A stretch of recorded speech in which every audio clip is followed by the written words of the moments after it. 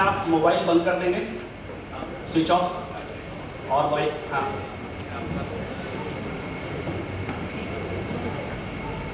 Good afternoon, everybody. It's true that I was asked just a day or two ago whether I would come, and I did happily agree, even though I never agree to be chief guests for any occasion, normally. But the reason I agreed to do this was because I think here we are on to a very important idea, and that's why it was something that I wanted to do. मैं अंग्रेजी में बोलूँगी तो ठीक है कि मैं हिंदी में बोलूँ? कोशिश करूँगी कि थोड़ा अंग्रेजी में थोड़ी हिंदी में, क्योंकि अक्सर मैं चीफ गेस्ट नहीं बनना चाहती हूँ किसी भी ओकेजन में, क्योंकि बहुत सारे लोग बुलाते हैं, लेकिन मैं इसीलिए आज आई हूँ क्योंकि मुझे लगता है कि यहाँ पे एक बहुत ही इम्पोर्टेंट एक आइडिया है, the idea of a literature, a Bahujan literature, literature of people who really look at the idea of oppression from a complex point of view. Because really the problem, I think, in how we struggle against a caste-ridden society. A caste-ridden society is a society worse than a society of slavery, worse than apartheid.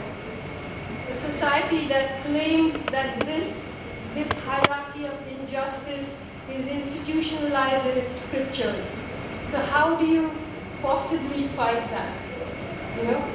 And an institution that is so many centuries old, where you're asking people to, or people think you're asking them to deny everything they are in order not to be unjust, because the composition of every individual human being is one of unjustness, and that is linked to religion, which is at the core. So the fight against caste is such a complicated one, because on the one hand it is a fight against an identity that's imposed on people arbitrarily, and to fight that you have to accept that identity. And then you get locked into it, which is just what they want. Then you divide yourself up and get locked into it.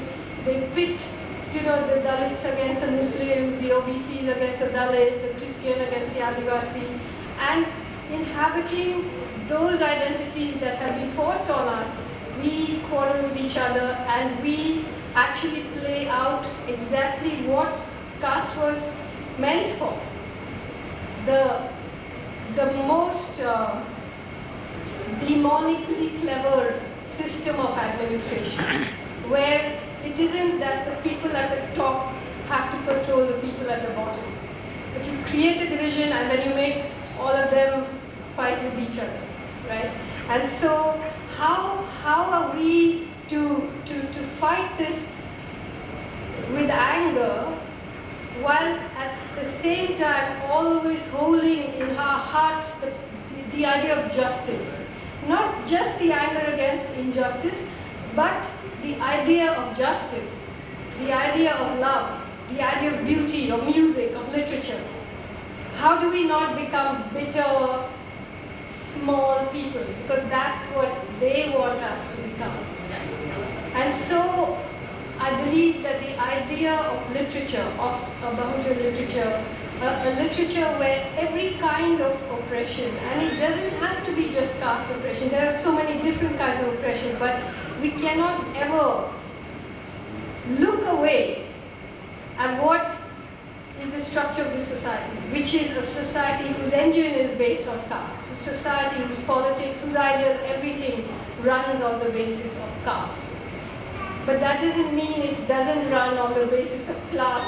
It doesn't mean it doesn't run on the basis of this extreme form of capitalism, all those things have to be taken into account to understand how this society works.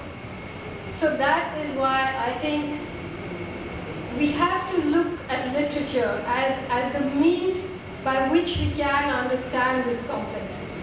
And that is why literature is such an important thing, because that is, it's not about how many copies sell or who won the Booker Prize, or it's not about that. It is about what are the ideas that excite a society into changing.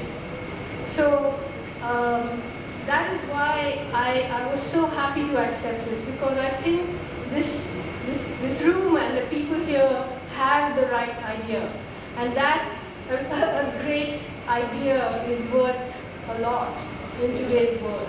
We are facing a situation where you have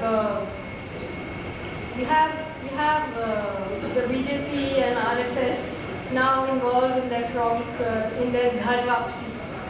Now this actually began long ago at the turn of the 19th and 20th century. It really has nothing to do with religion. It only has to do with demography and politics and numbers. So they are now trying to use Babasaheb Ambedkar's own ideas of reservation as an inducement to make people who had converted to Christianity, to Islam, to escape the scourge of caste. Now they are trying to use Ambedkar's thought against himself and get them, and as an inducement to reconvert, or whatever they call it. You know? So in this time, it's very important for us to understand who are our friends and who are our enemies, and who are the people who are trying to, even radical posturing, which serves to deepen the divisions of caste in order to divide people, is helping the other side. So we really must be thinking very clearly now, because we are going to face a huge amount of violence. All Christians, all Muslims, all Dalits. There is a big game being played with the OBC community, where people are posturing as OBCs when they are not, when they are Baniyas, and trying to pretend to swing the vote on the other way, and then move into a situation that we had before, which is a kind of not Hindu religion supremacy, but Hindu supremacy in terms of race, in terms of nationality. So we really have to be thinking fast and thinking on our feet, and being able to say who are our friends and who are our enemies in this very complicated situation. And I know that I'm in a room of people who have thought very deeply and very wisely about this, and I'm very, very proud to be sharing the platform with them. Thank you.